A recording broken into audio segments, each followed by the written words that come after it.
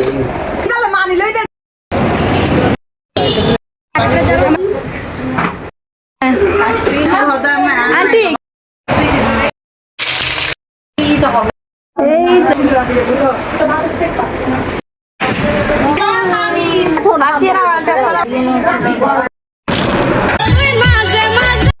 কোনো মেয়ের কাছে বাপের বাড়ির জিনিসটা অনেক বেশি প্রিয় হয়ে থাকে, সেটা হোক কোনো রিচ ফ্যামিলির মেয়ে কিংবা কোনো মিডল ক্লাস ফ্যামিলির মেয়ে। হ্যালো এভরিওয়ান, আসসালামু আলাইকুম। কি খবর সবাই, কেমন আছেন? আশা করছি সবাই অনেক বেশি ভালো আছেন। আজকে আবার একটা নতুন ভিডিও নিয়ে চলে আসলাম আমি আপনাদের মাঝে। আমার বিয়ে উপলক্ষে সব ধরনের প্রোগ্রাম তো ফাইনালি শেষ হয়েই গেল। আজকের ভিডিওতে আপনাদের সাথে শেয়ার করব হচ্ছে ছোট মামির বাপের বাড়ি থেকে কারা কারা এসেছিল এবং কিভাবে আমরা তাদেরকে আপ্যায়ন করলাম ও সেই দিনটা কিভাবে পার করলাম সেই দিনটা হচ্ছে বাসা থেকে রেডি শেডি হয়ে বিকাল 3টার দিকে হচ্ছে নানু বাসায় চলে গিয়েছিলাম। তো নানু বাসায় যাওয়ার পরে হচ্ছে মামা যে বিয়েতে গিফটগুলো পেয়েছিল সেই গিফটগুলো আনবক্সিং করছিলাম আর কি। কে কি দিয়েছে তা একটা একটা করে দেখছিলাম।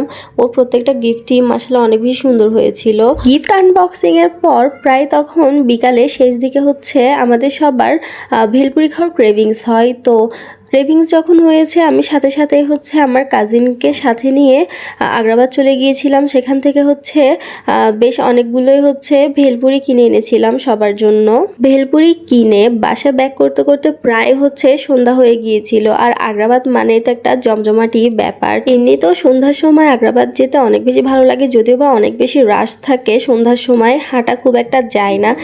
স্ট্রিট কার্টে হচ্ছে এত পরিমাণে মানুষ থাকে যে ওইদিকে একেবারে হাঁটা যায় না। প্লাস জ্যাম তো আছেই, জ্যামের কথা কি আর বলবো। তো আমরা সবগুলো কিনে হচ্ছে বাসায় এসে দেখলাম যে অলরেডি মামির বাপের বাড়ি থেকে হচ্ছে গেস্টরা সবাই চলে আসে অ্যান্ড সবাইকে নাস্তা দেওয়া স্টার্ট করে। তো তারা নাস্তা খেতে খেতে এদিকে হচ্ছে আমরা ভেলপুরি খেয়ে নিচ্ছিলাম আর কি। আর মামি হচ্ছে বাপের বাড়ির সবাইকে দেখে অনেক বেশি খুশি হয়ে গিয়েছিল আর কি। প্রত্যেকটা মেয়ে হচ্ছে বাপের বাড়ির মানুষজনকে বিয়ের পরের দিন দেখলে অনেক বেশি হ্যাপি হয়ে যায়। তো সবাই এখানে আড্ডা দিচ্ছিল। তো আমরাও হচ্ছে এখানে সবাই মিলে একটু লুডো খেলছিলাম আর কি। আর সেই দিনটা হচ্ছে অনেক বেশি লং ছিল। তো লুডো খেলার পরে হচ্ছে মেজনানুর বাসায় এসেছিলাম। দেন এখানে এসে দেখি যে মামির বাপের বাড়ি সবাইকে খাওয়ানোর জন্য হচ্ছে প্রিপারেশন নিচ্ছিল আর কি। চিকেন ফ্রাই করছিল। তো এখানে হচ্ছে একটু নোভার সাথে আমি দুষ্টামি করছিলাম, মিররে ভিডিও করছিলাম। দেন হচ্ছে নানুর বাসায় এসে হচ্ছে এখানে মামির বোনদের সাথে অনেকক্ষণ আড্ডা দিয়েছিলাম। আসলে মামির বোনদের সাথে কথা বলতে অন্যরকম একটু ভালো লাগে। তো কথা বলতে বলতে হচ্ছে রাতে খাবারের সময় হয়ে গিয়েছিল। তো সবাইকে হচ্ছে খাবার দিয়ে দিয়েছিল আর কি। সবাই দিকে খাবার খাচ্ছিল। বড়দেরকে তো হচ্ছে সামনে খেতে দিয়েছিল। এখানে হচ্ছে পিচ্চি যারা আছে আর কি ওদেরকে হচ্ছে আমার কাজিন খাইয়ে দিচ্ছিল। পিচ্চিদেরকে খাওয়ানো আরেক ঝামেলার ব্যাপার।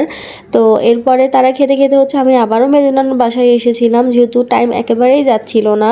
আর এত নয়েজের মাঝখানে ফোন দেখতেও ভালো লাগছিল না। এখানে এসে হচ্ছে আব্দুল্লাহ দুষ্টামিগুলো এনজয় করতেছিলাম। সেখানে পানি নিয়ে অনেক বেশি দুষ্টামি করতেছিল।